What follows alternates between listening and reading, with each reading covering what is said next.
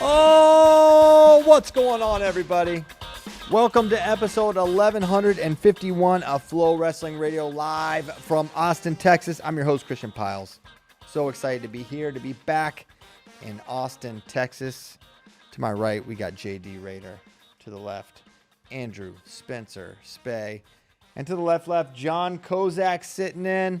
And man, one day after Team USA brings home the world title, U17, amazing performance. Going into yesterday, a performance we maybe weren't sure was going to happen. The odds were stacked against us, and Team USA comes back the winner. JD, where within U17 shall we begin? Well, let's talk about how crazy this team race was. One of the craziest team races ever. Team USA goes undefeated the last day. That had to happen, and Iran had to win 2 matches, and I think they only won 1 match. They had to win. Well, yeah. They won bronze, but they went 0 in the finals. Yes. But they did win 1 bronze. So on the final day, Kozak, give us what had to happen for USA to edge out Iran. So USA and Iran were kind of tracking 1-2 the whole way, with Iran leading, and Iran was up by 16 points going into the final day. So if Iran won and made if they won any matches, they would have won, or the team title. Any finals matches? Any finals matches. We had 2 guys in repechage. USA had 1 guy. Iran had 1 guy. Both of them made. So it stayed at 16 points. So the most that USA could get ahead of Iran was 4 points. Medal matches are worth 5 points. So if Iran just won 1 medal match, they would have won by 1 point. USA went undefeated. Iran went winless in medal matches, and USA the best. That is so insane. What a crazy finish and conclusion. Because going into yesterday, I'm like, probably not going to. Iran will get 1. Maybe we'll win them all, but they're going to get something in that. Yeah, and I feel like a lot of times at Worlds, it's like the U.S. gets off to a good start on like the men's freestyle. Mm-hmm. They'll win a bunch, and then you'll be like, oh, we're killing everybody. But then the last day or whatever, the last couple days don't go as well as the first day. But this was the opposite. I mean, it's not like we never did bad. Yeah. But then you get to the end, and it's just everything breaks the USA's way, and guys earn their medals. Absolutely. So great victory for America. It's a great time to be a USA wrestling fan. Yeah. IMO. It was crazy. Kozak, any individual performances really stick out to you? From Team USA or just like Team in USA. general? Or in general. I mean, I think Araya Mills is really good. Obviously, Jaden James, he's proving, like I think we all kind of knew. Yeah. But man, feels like Jaden James is going to be that next guy, and he's already going to Penn State. I think Sammy Sanchez is, obviously he won last year, and then he beat another U17 world champ from last year. So not only did he double up, he also beat a U17 world champ. So super impressed. I think Araya Mills, for me, was like the guy I was wanting to see going into it. And then he just looks like he's going to be super, super solid. I think he's still U17 eligible next year. Okay. I know he's just going into high school this coming year. Dang. Yes. So you feel like, man, he's going to be dominant for a long time. When it comes to the lighter weights like Sammy Sanchez and Keegan Basset won gold too, I try not to get too ahead and be like, these guys are going to be blue chip of blue chips, just because sometimes those extremely lightweight world championships don't always translate to like college level success. They have to grow into their. Yeah, it's just not as predictive, but yeah, no question about that. That's true. That's definitely the case. So, yeah, pretty incredible performance. That was exciting. I thought Jaden James too was the standout for me, just because he did it at a big weight class, like a 71 kilograms. Yeah, it's always got a lot of competition internationally. That's just where a lot of people 17 and under. If you're the average size wrestler, you're going to be at that weight, and to kind of dominate the way he did, it's a very good sign. So, hey, good things coming to State College in case any Penn State fans need. What are the vibes with Team Iran after that? Yeah, that is no like kidding. something. And talk about the wheels coming off. I mean, it's not an unfamiliar story. we've kind of seen they've lost, maybe not U17s related, but you think about the Olympics and world, like they find ways to lose. They are really, really good, but there's just something happens. I don't know if it's the pressure or what it is, because it's so important to Iran, but it's not. Yeah, it's not a coincidence in my mind at this point. Yeah, they had their heavyweight. I think their heavyweight may have been the best guy in the bracket.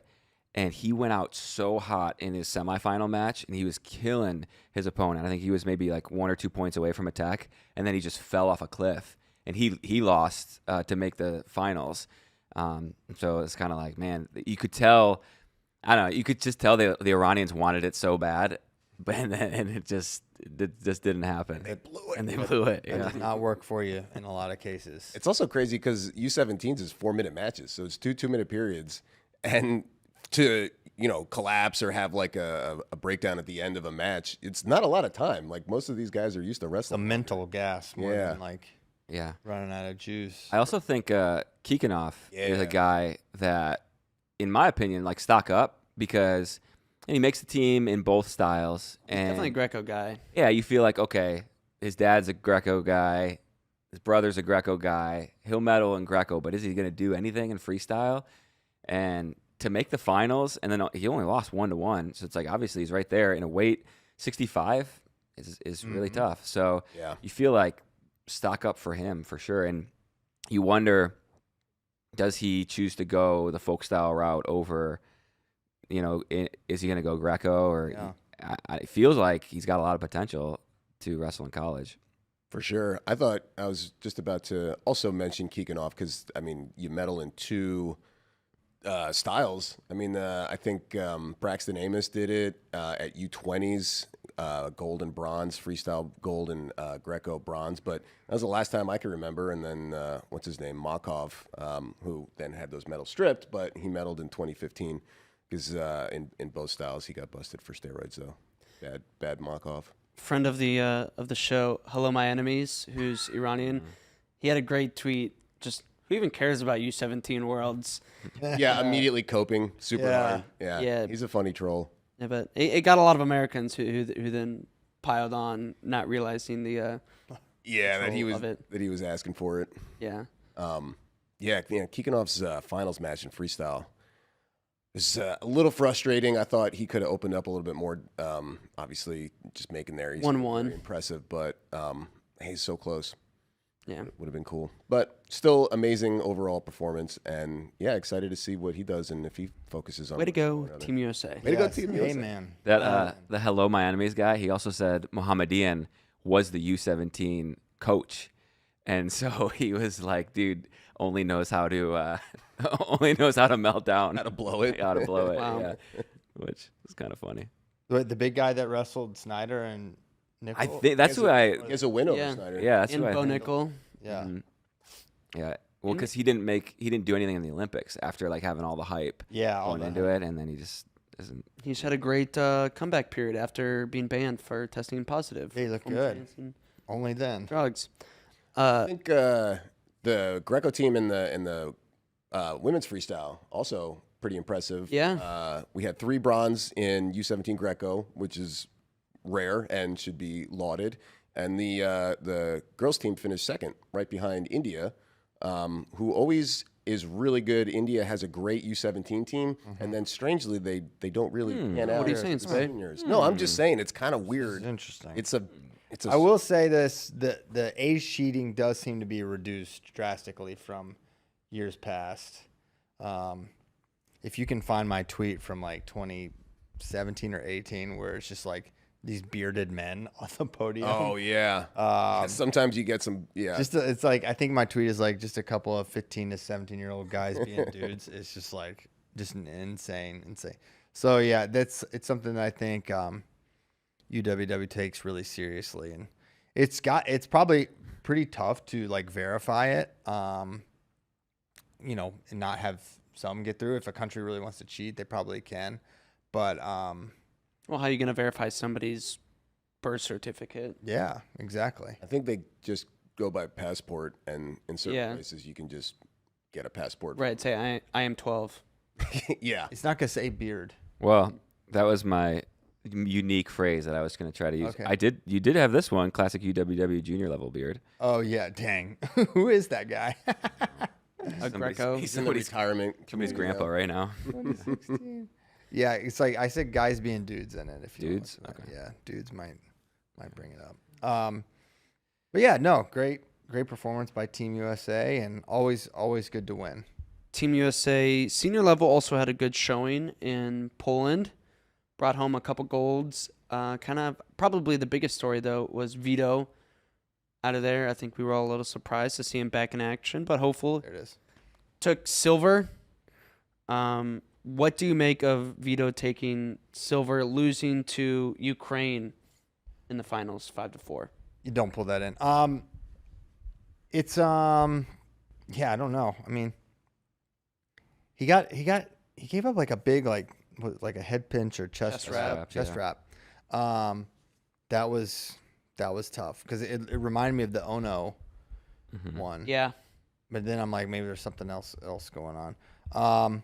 Yeah, I think this was not about being a world champion. This was like he needs to wrestle more, and so I think that was accomplished. Obviously, that's not a loss we would expect Vito to take, but I'm glad he's on the mat again. I think that's gonna serve him well. I agree.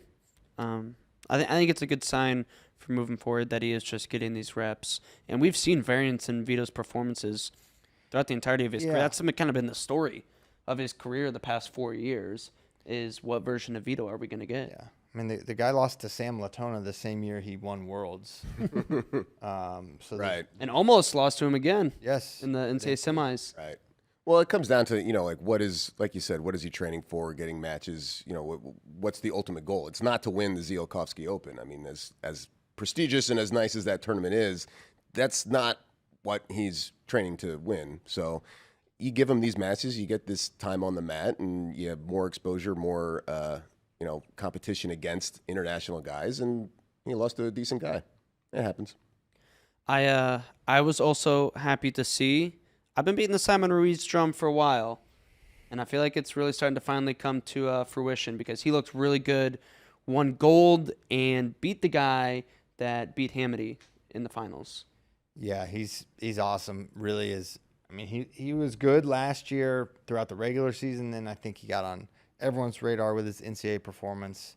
I did a NCAA prediction, like finals prediction. I think he's going to make the finals. And I think he can beat Levi Haynes. I don't think that's unrealistic. Ooh. I mean, if you think about what's that match going to look like? One, they had a close one. It was 4-1. 4-1 match, late takedown.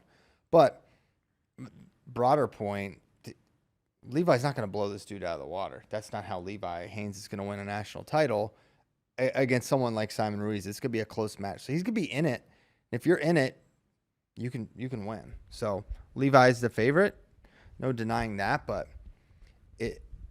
Simon's going to be in the conversation all season long, I think. Yeah. The Mahalov guy, the Ukrainian that Ruiz beat and who beat Hamity, he's a veteran, right, John? 2-time world medalist. Yeah. Seniors, 22 and 23. And then he made the Olympics at 86 kilos. That's a dude. Yeah. Yeah. Wow. And watching the matches, watching the Hamity match against Hailov, it's like it reminded me a lot of the Levi Haynes match at World Team Trials, where kind of got behind early and then forced a lot of like shots from space. I still think he's getting his like freestyle feet under him, but Simon Ruiz in that match just was very impressive. He almost blew it late. I'm gonna pull it up here in a second. He almost pulled a U17 around. So here's the match. So he's up 5-2. He just got this counter takedown on the edge. Really nice, like the way that he was able to work through this position. It looked like he was going to give up points. So Simon Ruiz, like, he's really tricky to score on, really tricky to finish on. If not familiar with him, kicks out here, then re-attack right on the edge. So you're thinking here, this is with 20 seconds left in the match. You're like, all right, he's up by 2 scores. He's going to be able to ride this out. And then He's about to get a running start here. Yeah, it almost it almost gets bad, where gives up this Uh-oh. takedown. That was easy. Pretty easy. So, okay. Like, all right, well, that's not looking good. Yeah. So they go back to the center, and he's kind of running, and gets right back in, Dang. and then goes for this crotch lift here, takes it through, and they go 2-2. What? Yeah. Oh. And it was like Happy New Year. watching it back, you can kind of see right there. Okay. All right. I think, There it Clearly is. past 90. yeah, Eli John. clearly. Great Yeah. call. So, Got that one right. but the entire match though, he wrestled really good. That's one thing you find with wrestlers with a lot of freestyle promise, but they're still learning it. Finishing matches, especially lead maintenance, is like one of the steeper learning curves, and I think that's just a good example of that.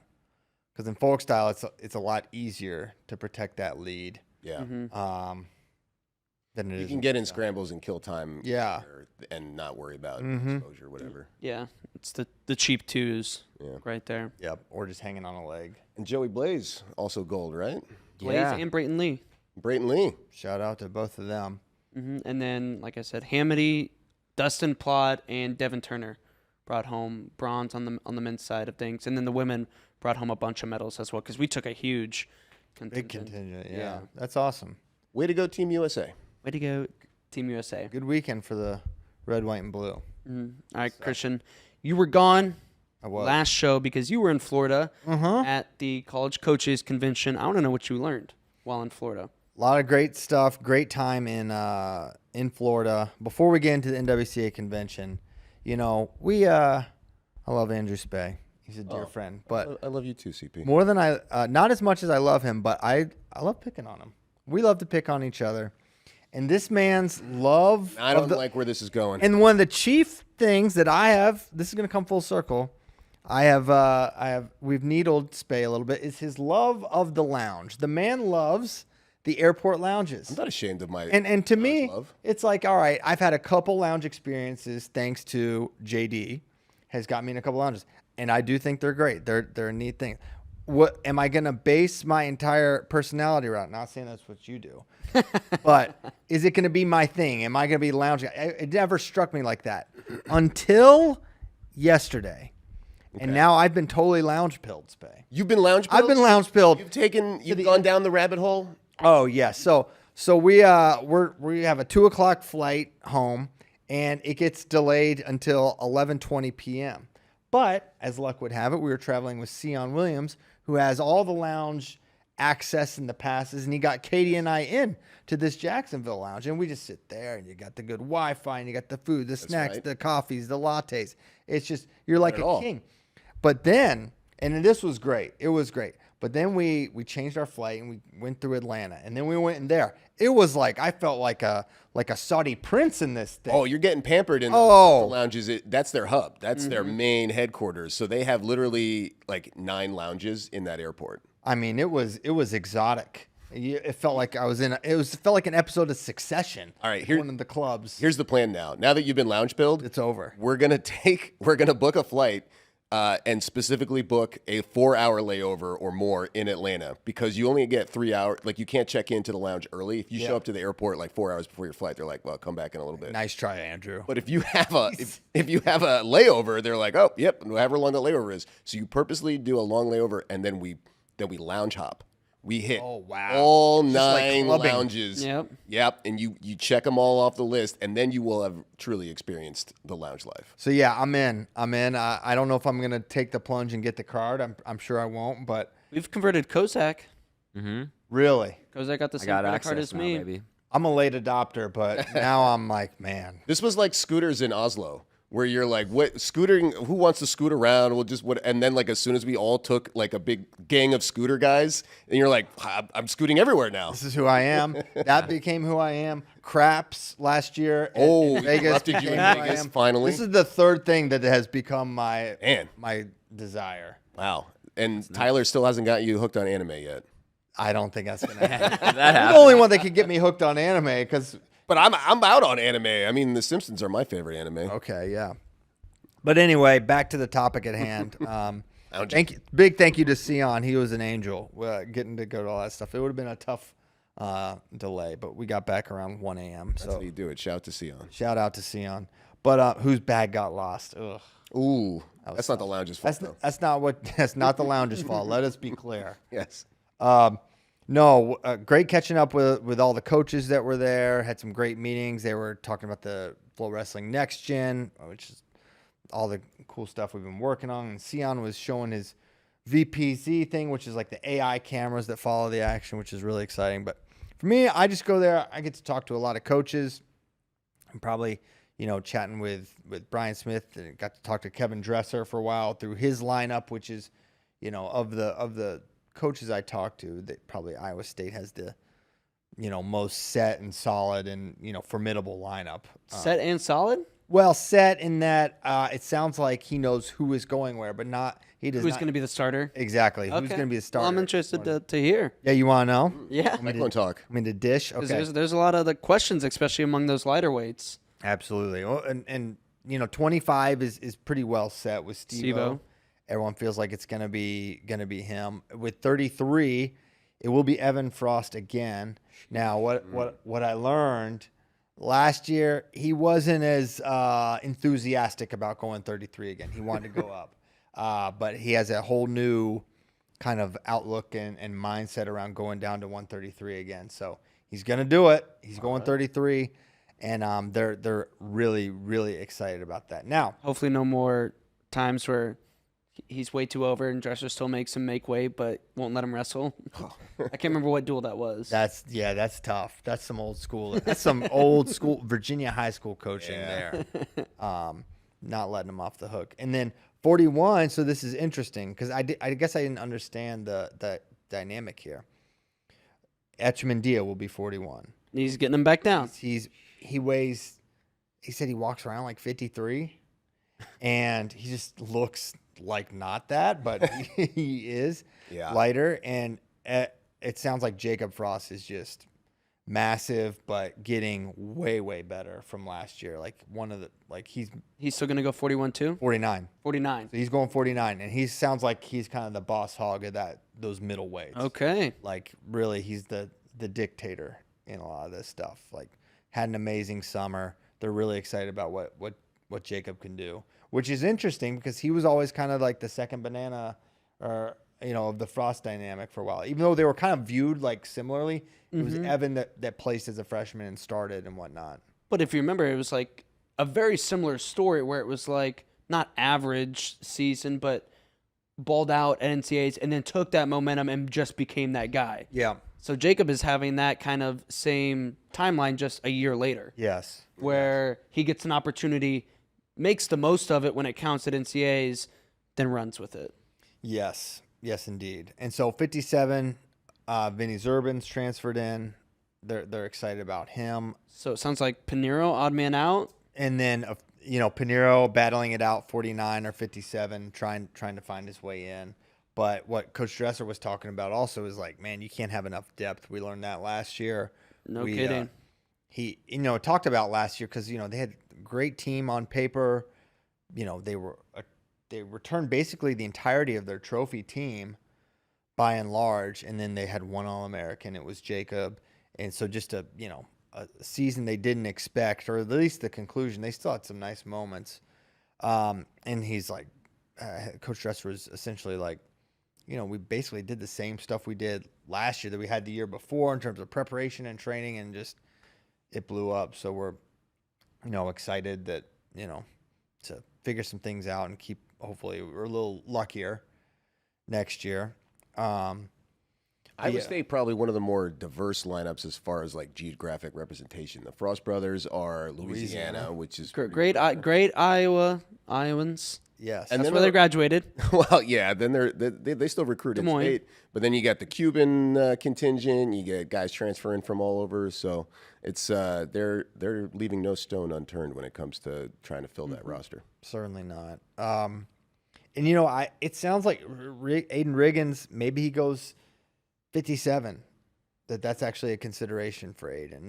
That wasn't something that Coach Dresser. Small rig. That's not. I have a whole interview with Coach Dresser. Big rig, slim. The guy was. Did he qualify at 84?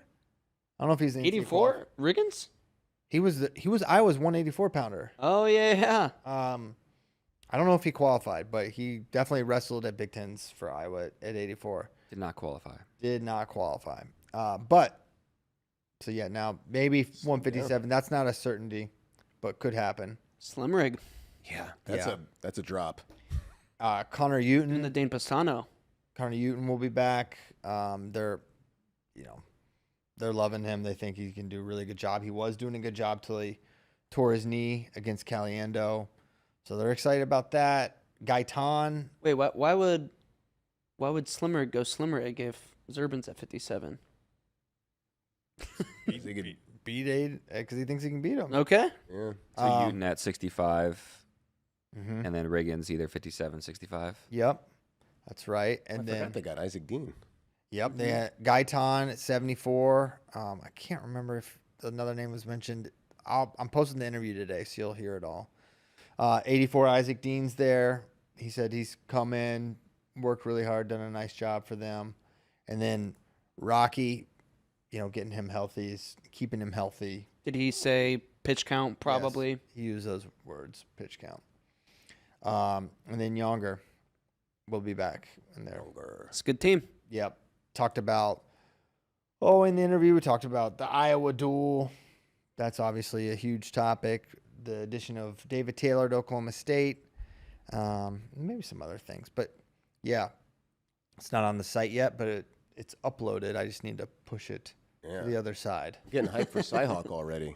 I know. About it, like Yeah. I think he was like, This is an Ames year, right? Yep. it's going to be, Harvard last year. it will be insane. And, they're going to have a team that can win again, but We've said that before. Will they do it? it's been true, but have they, Not in 20-some years. getting over the hump's been tough. But, for Iowa, is Ben Keeter going to be ready? Is he going to be healthy? Sounds like he is. Yeah, it looks like he's training and ready to go. They have to have. I mean, even he's still an underdog to Younger, but So what do you think the potential is for Iowa State? I think that team could get second on their best day. Okay. Right now we got them 4th Mm-hmm. in the team tournament rankings. Yeah, I mean, that sounds right. With probably both Frost's room to go up. Like, if you look at, like, a team like Nebraska, we were talking about this, I think it was last week, where on paper, I feel like in our rankings, they're probably close to maxed out Yes, potential. they really are. But with Iowa State, you've got some guys in there with some room where they can place a little bit higher. I mean, Antrell Taylor is a big one. He's ranked first right now. He's the national champion, but that's a really, really tough weight class. Yeah. No, can't go any higher. But you don't want to put the cart before the horse. I mean, we were probably saying maybe not second for Iowa State last year, but we were saying team trophy.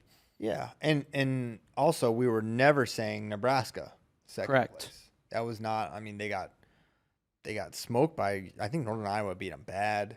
They had some tough performances, but you get them all there and feeling good, and you never know what can happen. Mm-hmm. And Iowa State is on that caliber, I think, and they could fall outside. I think it's gonna be another fun team race where certainly Nebraska, Iowa, Ohio State, and other teams could all beat them as well. Yeah, you get that feeling. It's like just how many bullets are they going to have in the chamber when it comes to NCAAs, and it's once you qualify everyone, one of those teams is going to end up doing better than expected, and that could be the difference for that number 2 or team trophy. Has Iowa State and or Oklahoma State put out their conference opponents yet? Oklahoma State's put some stuff out. Let me check. I don't know if we have a date for that duel, because that'll be another fun duel. Oh my gosh, that's in Stillwater as well. Ooh, Maybe we make the drive up. Dude, possibly we're in an apartment in Stillwater. They have so many. They have so many good duels this year. So what's that? So this is their home opponents. This is Iowa State's They put themselves on there. Twice. home opponents. Yeah. Last chance open. Cyclone Open, Cyclone okay. Cyclone Invite, Cyclone Open. I see. Man, honestly, their toughest duel is right before the Iowa duel. The Carney. Carney. Oh, Yeah. Got the Lopes on there. That's right. Yeah, that's tough. They're gonna. Yeah. Well, hopefully they're not. I don't know why Dresser's inviting them into the Hilton. Yeah, that's crazy talk. Fun Just to stuff. get embarrassed. Yeah, Iowa State, they're going to have a really good team. A lineup. One of the more, Oklahoma State, I think, has the most lineup questions for next year on a per weight basis, but Iowa State's got quite a few. One question they won't have is what weight Swiderski's going. This man tweeted 149. Yeah, the other day. I honestly never thought he was going to go any different weight class. I just didn't think it would make sense for him to go down again. He's certainly not a 57-pounder. And with 41 having Cale Hughes is going up, Tegan is still there, we think. I was about to say, where it would make sense is Tegan goes, I have to wear underwear. I literally cannot make this weight anymore. So I have to go up. And Swiderski's obviously probably best weight is 49, but he was going to go 141 last year before he got hurt. He made 41 all year, basically, Tegan, without altering his underwear. So I think it was just that one bad cut at Big 12s. I would see, I think it makes the most sense for Casey and Oklahoma State for him to go 149. Yeah. I think he was going 141 just because Team needed it. They had no one else, and they were really making a push. And then he got hurt. I'm excited to see him in a Cowboy singlet, though. Yeah. I think he's going to be good. Well, did you see Casey wrestled 74 kilos for the Oklahoma State versus China duel? Yeah, what did they you were call all it? Their off-season weights? The summer weights. Summer weights. Yeah. Ronnie Ramirez. Summer weights. Yeah, this was an interesting thing, right? It was kind of like closed doors. They didn't stream it, but it was still maybe like a fundraiser or a fundraiser. It was Yeah, I assume this was a donor special. Yeah. That's cool, though. China. It was funny because it's like nobody had heard anything about it until day of, and it's like, hey, here's our lineups for tonight's duel in Dallas. We're like, what? Where's this coming from? I know. I might have gone up, given him a couple bucks. Mm-hmm. Yeah. Yeah. But it's like it just makes you see how far wrestling has come, because like that was just the norm 15, 20 years ago. We're like, oh yeah, they're wrestling a duel, like can't watch it. Should be cool. Like unless you're there, you can't watch it. Right. And now it's like this is the outlier where a bunch of people were upset that they couldn't watch this exhibition duel. Yeah. Yeah, we've been spoiled. We have been. 74 kilograms for Casey. That's great. Ronnie Ramirez beat Zhao, which is that guy only wrestles Spencer Tough. mm-hmm. It's insane. I also do think Ronnie's just good, though. Yeah, but I mean, Tough's not bad. this guy almost beat Spencer like kind of twice. I know. Like that's It's just a bad matchup for Spencer for some reason. A lot of Olympians also in that lineup, right? For China, like some other guys. I feel like Habila is decent. Yeah, Feng. Yeah, he won I think he won a match at the Olympics. He beat D. I also like how they have headshots for all these guys except the 92 guy. They were just like, we're just gonna put this dude like looking like he's playing basketball. yeah. He's just ignoring Cody Merrill in this. He only picture. has one name. Yeah. Cool. Well, yeah, that was a neat thing they did. So what else did you learn in Florida? What else did I learn? I mean, there's a big long rules meeting. The rules are not. There's no major changes out of the rules. You know, the one that was talked about the most was the headgear one, where basically they recognize, the officials and whatnot recognize, like this is not being called consistently. Like someone could toss their headgear and it's fine, and someone would throw it and it would lose a team point or vice versa. And so like, you know what? The headgear must stay in your possession at all times. Like you can't. Can you take it off? You can take it off. You're still possessing it at that point. Okay. But they went the other way with it. I was about to say, I feel like that's the opposite of what most people. Well, yeah, it certainly is. Just let people spike headgears. Who cares? Yeah, Nothing happens. Like if you throw it at like the opposing coach or whatever, like you can't chuck stuff. Even that's fine. Well, I'm sorry, is playing catch now illegal? Yeah, is having a nice headgear toss such a crime? No, yeah. So that was one. What else? The most fun one was they just have a tough calls one, and Mike McCormick's up there, head NCAA official, and he's just selected like, I don't know, it must have been 50 clips. And he just runs through them all and talks about like, hey, here's what we saw. Here's what the independent reviewers voted. What do you guys think this was? And it wasn't like, he explained why calls were made. And he, obviously there's concessions of like, hey, some of these are really, really tough. but it's just fun to see in succession, like tough call after tough call after tough call. Yeah, I feel like people underestimate still, even like, diehard fans, like that no rule set is going to perfectly get it so that whatever happens on the wrestling mat is going to be a black and white call, easy or whatever. Like the more you dig into it, like you just come up with more and more gray areas where you need to have a panel of people discussing it, and it's just never going to be perfect because whatever rule you make, the wrestlers are going to go right up to that line and figure out a way to gain an advantage and be savvy about the rules and use it to their advantage. So I bet it's interesting. The one phrase that I hear a lot and, should be referred to a lot, I think, as we talk about like calls, like it's like, did they concede it? So like if a guy's on a shot and like maybe a single leg backside and like you kind of turn away from it instead of fighting into it, like that's a big thing, like for giving a takedown. Like if you're no longer facing the action, you're turning away, and they cover your hips or whatever for a second or so. Like that's a big, like, I guess you could call like criteria for calling a takedown. That I haven't heard that expressed. It probably has been. I just didn't realize it. But so yeah, that was good. Were there any was there any like scuttlebutt for people saying, "Oh, we want to push maybe this rule, maybe it doesn't happen this year," but I'm thinking, I don't know, like step out or something. They talked about the step out, and it sounds like there's not enough that they don't want to do it. Not a big enough push. I don't think step out will ever happen in folk style wrestling. No. No. Say never. Never say never. I just said it. No, you said it. No, It just feels like there's not enough, like, they're afraid to give up the mat wrestling and like scrambling enough on the edge to where, I don't know, it would be a weird, it would create the same problem that we're seeing with the grounded rule in folk style and probably magnified to another level. Yeah. Right?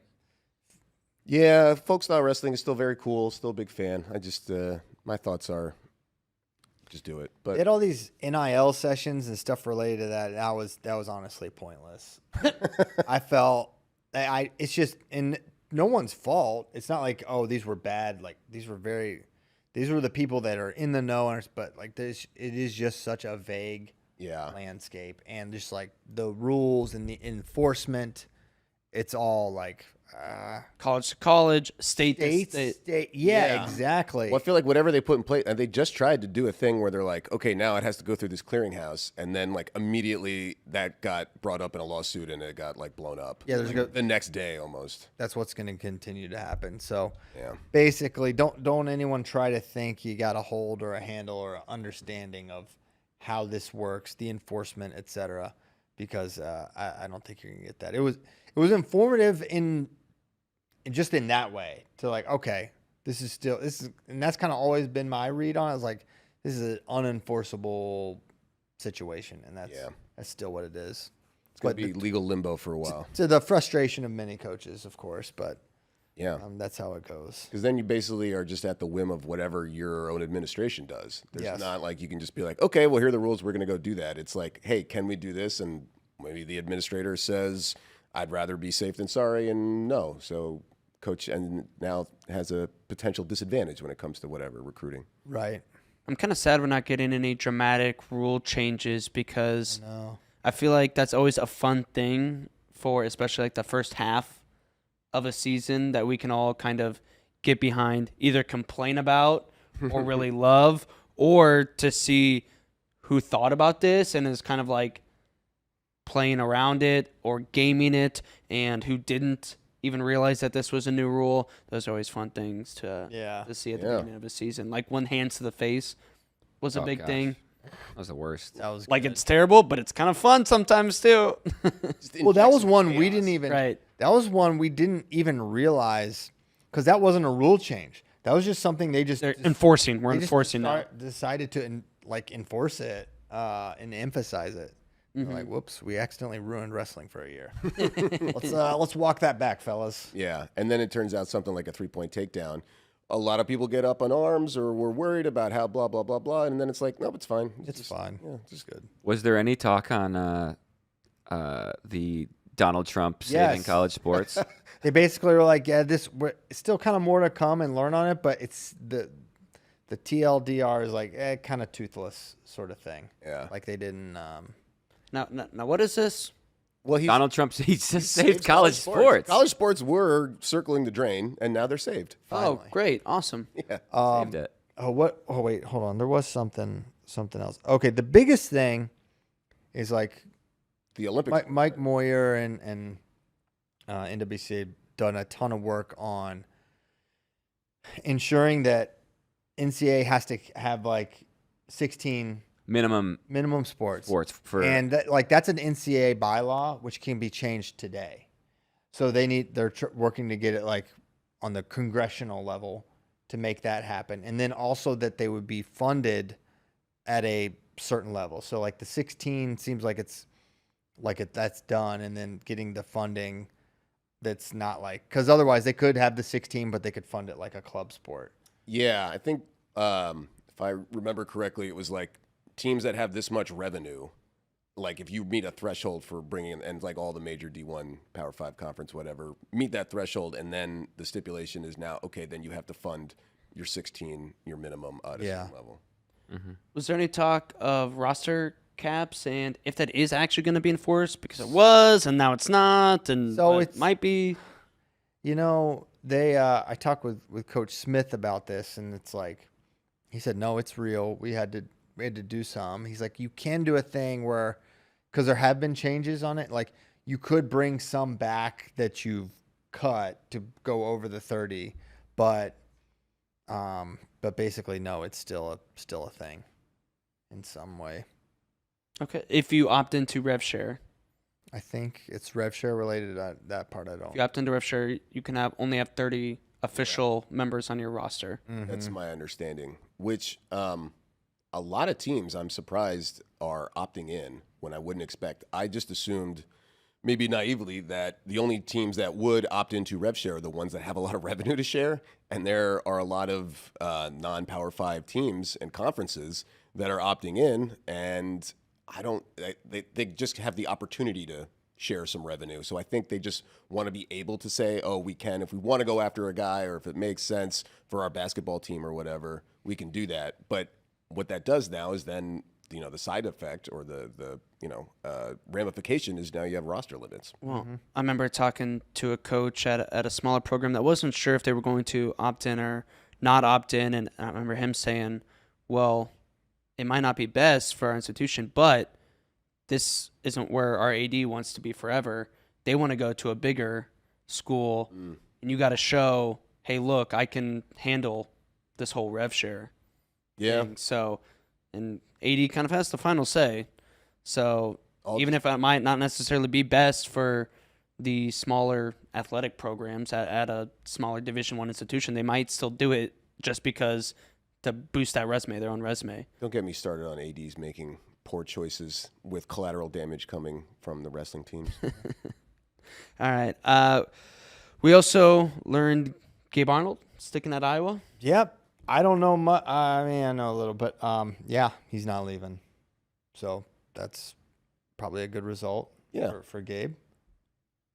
I think, whatever happened there. And he gets worked out, and that's, teams and relationships can be messy, but in the long run, you hope everything works out, and it sounds like it is working out. Still thinking 84? Do we know a way? I don't know. I mean, 84 seems like no way he would make the team. I think we either fight it out at 74, and I've not heard this. This is probably not being considered at all, but I feel like he would start at 197. How well would he do? I don't know, but Dean is an unknown, and what Angelo is right. Not just in the room, but out of the room. And then Patrick Kennedy just got 4th at NCAAs. He's going to be ranked number 2 to start the season. What Gabe would have to do to win that spot is really, that's daunting, because once you've done it, it's really hard to lose that spot. And Iowa's been in this situation before, because it's normally a deep room. There's a lot of good guys, but it's hard to envision Kennedy having a lapse enough to allow Gabe in there, Yeah. because he's not a guy that just has down performances. Patrick Kennedy's like in every match and just always he's a winner. You know, he's won a lot, so it'd be tough to lose that spot. Yeah, sometimes there's just not enough spots on the team for the number of varsity athletes you got. Yeah. But, I mean, it's a good problem to have. Yep, good stuff. So it sounds like Sidakov will be at Worlds, assuming he wins his wrestle off. It's pretend play. Pretend play. Yeah, look at That this. is what great the translation said. Yeah. So this is happening. Did it say when? No, I can probably find out though. As we have learned. As we've learned. Yeah, hit up Restag. So yeah, this guy Ganishov, he won Russian Nationals. Sidakov wasn't there because he got hurt against Valiev, the new number 1 in the world at 74 kilograms. And now, you know, will we see Sidakov? Obviously, it changes the world landscape if he's back there, right? Big time. Because you feel like for David Carr, our rep at this weight, you like how he fit. He could go with basically everyone, maybe outside of Valiev. And now if you throw Sidakov in there, like that's another, you know, Sidakov's a legend. And so makes 74 a lot tougher. It's already a good weight, but getting guys like Sidakov and Valiev in there, it makes it the path just tougher to place. And Sidakov will be randomly drawn in, so it's like you could get him round get one. him right off the rip. You could get him on your side and Valiev. Maybe those two wrestle round one, and then we're away from it all. Yeah. But and then you guarantee that matchup, so good for us. Good, the fans are the real winners. Mm-hmm. Cool. All right, before we get to questions from friends, I want to shout out our friends at Nike Wrestling. Yes. Nike Wrestling offers so much more than just elite performance footwear. With a team of world-class designers and apparel experts, Nike Wrestling can service all your team outfitting and event merchandising needs, from design to production to on-site execution. Contact team sales at athleteps.com to get started. Yeah. I don't know if it's going to catch on, but on Thursday when you were out, I said that I'm going to make wrestling shoes my beach wear now because the sand gets too hot, but I don't want like a big shoe. So a nice light shoe like a wrestling shoe. Okay. Those will. Instead of sandals, because even when you're walking with flip-flops, sometimes the sand gets underneath. And Have you consulted Stevan Mic? I was just gonna say he's trying to create that threat. me and Stevan have been working on a collab actually. They are kind of comfortable. Yeah. So I'm gonna start that trend. I don't know if it'll catch on. It could catch on. If anyone's going to get it going, it's going to be you. I mean, you know, I'll bring you into the lounge live. Maybe next time we're at the beach, let's go to the beach and we wear some wrestling shoes. There you go. Yeah. Maybe you wear the wrestling shoes in the lounge. Really class. And then next kick them up on those nice tables. Yeah. Oh yeah. Start a trend. Heck yeah.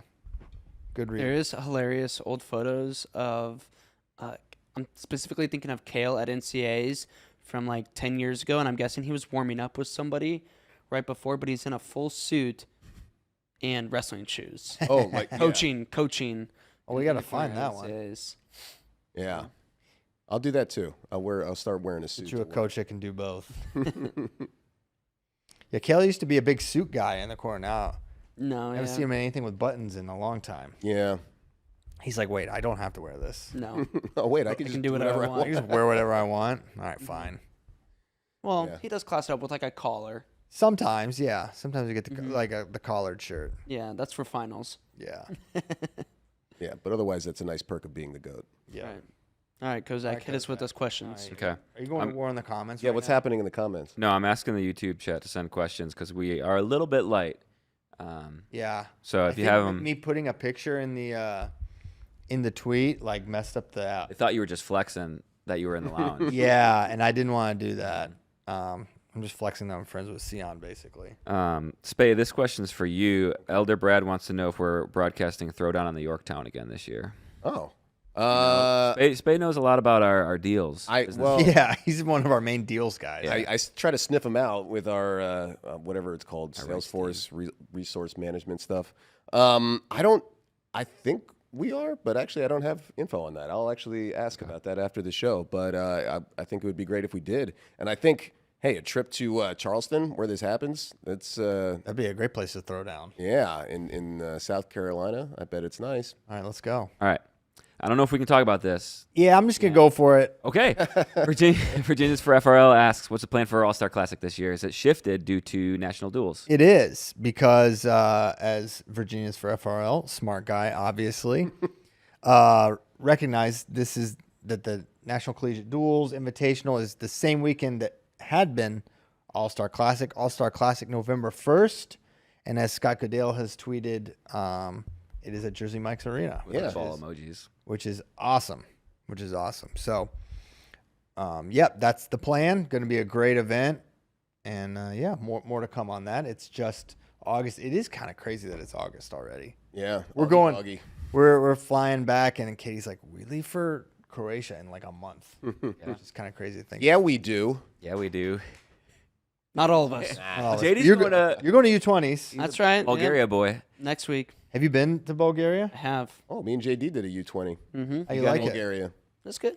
You got any fun content ideas you're going to pull out there? Yeah, so I'm kind of doing a follow along with the U20 team. Dang. This legitimately could be like the greatest U20 team of all time. It's a good one. So I'm kind of doing a vlog series where I'll follow them around throughout the entire time on their quest to be the best U20 team of all time. Ooh, is that the tag? Quest to be the best? Quest to be the best. I want you to figure out a way to tell the Mirasolas apart. Yeah. They have I changed can make no up their hair a promises. little bit, which has been helpful. But then you have to remember which one changed up their I might hair. just have to Michael Scott mark them like. Oh yeah. Come here, you. What year was it that was it Bader did like the U20 follow along? In Croatia. Was it in Croatia? Prepared to fight. Yeah. Yeah, I really like that one. That was a good one. That's kind of the idea around this too. Do a shot-for-shot remake. A little hard, but I'll try. That was a great team because it was like what McKenna, Snyder, Pico. Snyder, yeah. Thomas Garcia. Gilman. Here, let me see if I can do it. Moody? I think Jabari Moody was 50. Then Thomas Gilman. Joey McKenna, was that the year he? No, that was not the year he missed weight. He got, okay, so I don't know if he got second or third. Then Pico. Anthony Valencia was on the team. Mm-hmm. This was also like peak Anthony Valencia. Peak. I mean, after he waxed, this is when he beat Aymar Bad. And then Nozahid? Yeah, no, I don't Nozahid. think. Gabe Dean, Kyle Snyder, Adam Kuhn Yes. medaled in both styles. So it wasn't a 10-weight thing in 2014. Mm-hmm. And Anthony was kind of like, he got upset, like pinned. All right, 11 years later, JD's going to recreate the magic. Yeah, recreate it. That's right. Cool. All right. Next question is not a question, but I think what Avery Lynch wants us to do is a whiteboard war for Oklahoma State versus Penn State. You want to run through it real quick? Yeah, so he's got Spratley winning, which Over Luke? then he's got Ono at 33, which I don't think is going to be the case. Then Blaze at 41. Tegan at 49. Yeah. The crazy thing is, like, none of these might be the matchups from 33, 41, 49, or even 57. Also, he's got Jameson winning at, what, 49? I'm going to do a video on this, like, more broadly. So, since the duel's not going to happen, and it will never happen, barring congressional. We need an executive order from Trump. Well, We need to save college wrestling, not just college sports. Yeah. I mean, he's even given Oklahoma State 125. Yeah. Also tied at 33. That's He's team got him score. winning. Team Yeah. score. Okay. But I was gonna say, there's gonna be a good amount of toss-ups, but there's a chance like Oklahoma State does win one match this duel. Yeah. Absolutely. And they could get blanked. Yeah, Penn State's still really good, turns out. Okay. That's our whiteboard war. Cool. What a war. All right. Mystic Matt asks, what's going on with Iran? Why can't they close out tournaments or matches? They're just like, I mean, it's crazy. They're really good, but I mean, you can't watch what's happened to them at the World Championships and not think, or there's something to it. I don't know if it's the pressure or they're overtrained or they're cutting too much, but I mean, them not winning an Olympic gold last year is like so shocking. Like going up to the matches too, not just like before the tournament started. Like They're one of the few Amuzad places- Kyoko was a lock. a lock. You could not find anyone outside Japan that was going to pick Kyuka. Yeah. And he did. I mean, Zare, obviously. And they're also one of the few countries where there's like media pressure, where like the coaches, I think that's part of it. yeah, like have to perform, and there's only so many sports that are popular like that at that level in Iran. So I don't want to jinx them. I don't want to give them any more like locker room fuel to bulletin To beat board us, yeah. material. Yeah, and then they come out at Worlds and just They're going to be really good at clean Worlds. house. Yeah. The coaches are pretty tough on the athletes. Yeah. Too. Like you see them yelling quite a bit. Obviously, I have no idea what they're saying, but they a lot of times that's not exactly kumbaya on the back when they're losing and everything's all it's okay. Yeah. You see some international guys when they lose, they kind of make a big demonstration and are slow to get up. But I think the Iranians really are like just not looking forward to going back and dealing with their coaches. The one Atri that Gilman beat, I mean, this dude was just wailing for like 15 minutes. Like he couldn't even he got off the mat into the little back area and just freaking out. Yazdani was just Inconsolable. destroying stuff, just like pure rage when David beat him. And I don't think that's performative either. It's Right. like Yeah, that's what I mean. Is not around people. And- I think Atri's actually was a little performative because it was like right in the media section. But And that's part of what makes, like, I love the Iranian wrestlers, the fans. Like, that's what makes international wrestling yeah, really cool. Like, their passion about wrestling and how much you can, like, tell, like, this is their life. It's They're like the SEC. It just means more. just, it just I remember means more. what was it, the 2016 World Cup? It was in LA, and it was before I was working that was fun. for Flow. So I just flew out there. Me and a friend that lived out there went to the World Cup, and like the Iranian fans, I don't know if they were from Iran or American Iranian or whatever, just living in LA, but they were like having a out of body experience when Iranian wrestlers were on the mat. They were going absolutely insane, more so than any other sporting event I've ever seen. And at that point, I was like, I'm really glad I'm around these guys, even though I wish I had that much passion. All right. This is a question from the YouTube chat. Nick Creamier, I think that's how you say his last name, asks, what's the latest news on Bo Basset? And then there was a couple other follow-ups about Bo Basset. I'm guessing he's talking about his recruitment.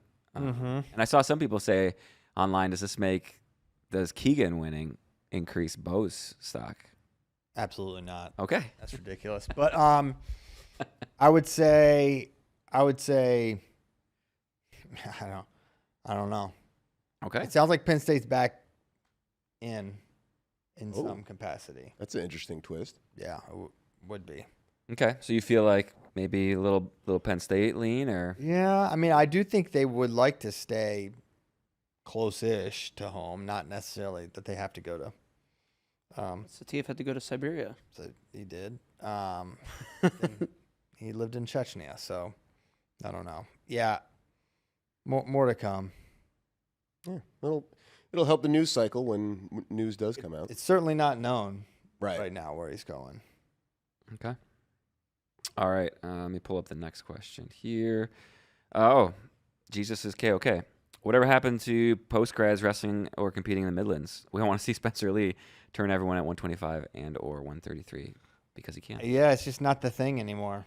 You know, he had Joe Williams entering every year for however long, but just these guys are just different. Well, in the I match, don't even know if they can anymore. yeah, I know coaches don't like it, which is why they go to only D1 tournaments now. Yeah. Because you win or you lose or whatever, like they don't count for your qualification purposes. So you're just putting more miles, more wear and tear on your guys, and there's literally no benefit. Thank Dresser for that. Yeah, another gift. Last Chance Open. Okay.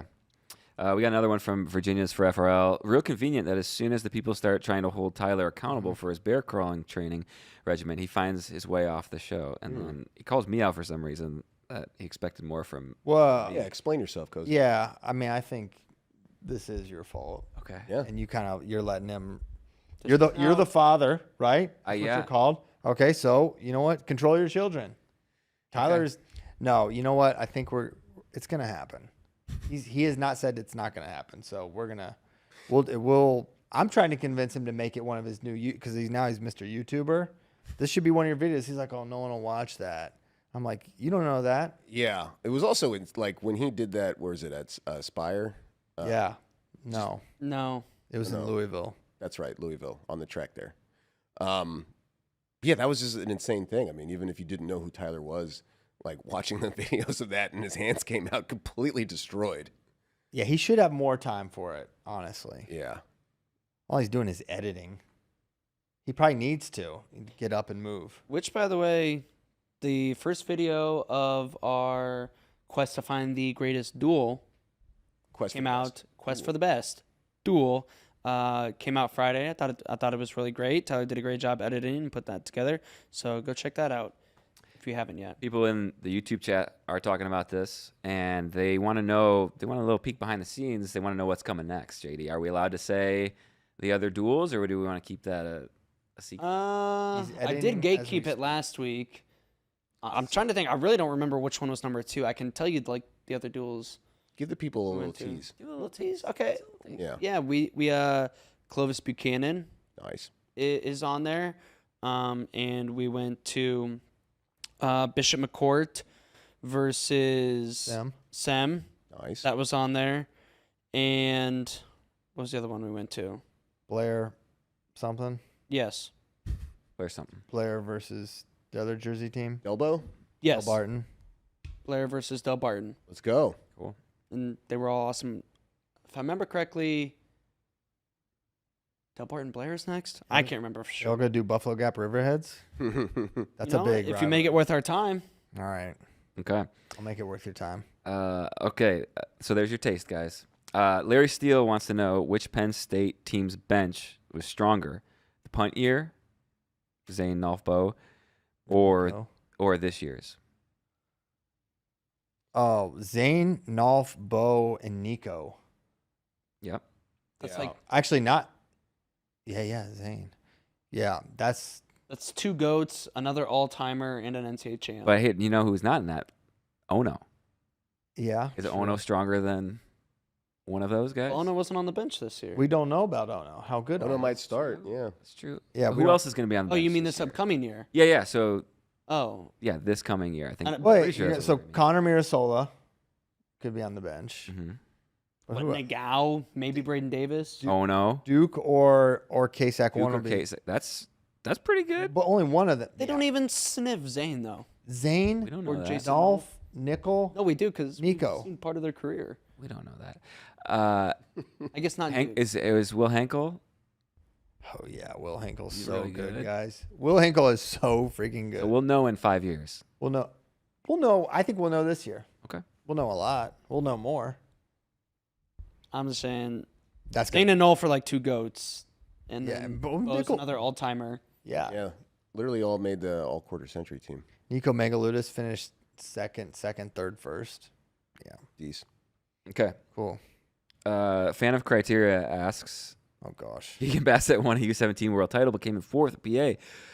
Does this mean PA States is tougher than Worlds? Yeah, case closed. Yeah. No, it means he won a weight that's 100 pounds. It's 100. Weight classes Or matter. U17. Yeah, he's better at that weight. I mean, weight classes matter.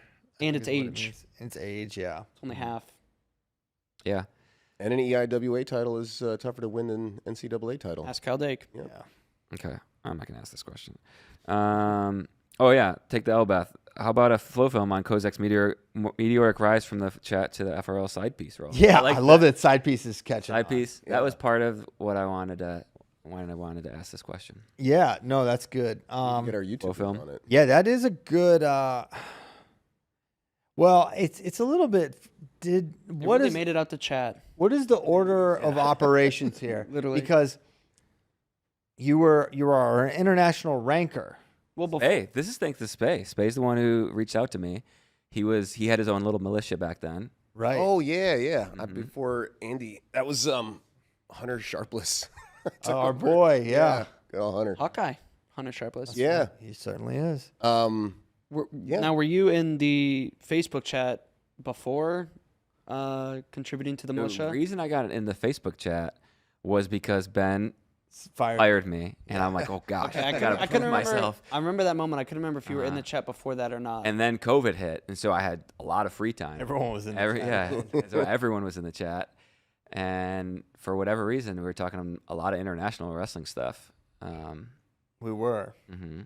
At that time, but So yeah, let's start that documentary with Pre-COVID. Yeah. Well, the other reason I wanted to bring this up is because somebody asked me to do an international wrestling only podcast. I saw that. Yeah. And I said I would do it only if I got 10K likes. Yeah. That's setting the bar pretty high. So I haven't gotten 10K likes yet. What are you up to? Probably like 400, Okay. Oh, okay. 400K. But you don't have to be so stingy and set the bar so high. No, I lowered the bar. I said I would do it for 1,000. Okay. Oh, We can get 1,000. Come on, people. If you're watching this and you haven't smashed that like button yet, get on the internet and do it. Mm-hmm. Okay. There you go. Like his tweet. Oh, talked about that already. I think that's all for questions. Cool. Yeah, let me check the YouTube chat real quick. One thing that came up on the internet, a lot of people were wondering, does the U17 results mean that we no longer have to be looking in our rear view for Japan or over our shoulder for how they're going to overtake and continue to... Who even cares about U17s, bro? Hello, my enemies.